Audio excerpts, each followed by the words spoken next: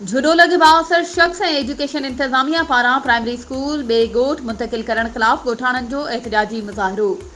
झुडोलग देह 370 जे गोठ मोहम्मद आलम कपरी जे रवासिन मोहम्मद गुलजार कपरी, हाफिज कपरी, एहसान निगारी जी अगवाणी में एहतजाज कंदे साफ़ ॿुधाईंदे चयो त संदसि गोठ में गवर्नमेंट प्राइमरी मोहम्मद महर कपरी 13 सालनि खां हलंदड़ आहे।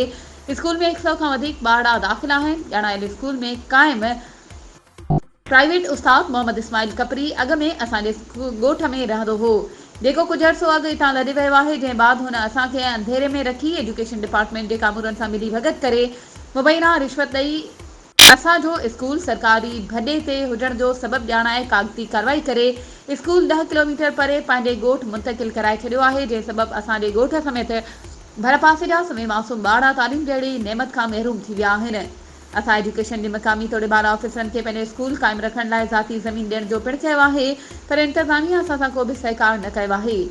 हुननि तालीम खाते जे वज़ीर समेत समूरनि वसवारनि खां अपील कई आहे त तालीम दुश्मन उस्ताद ऐं तालीम खाते जे मुलविस कामूरनि ख़िलाफ़ कानूनी कार्रवाई करे फौरी तौर ते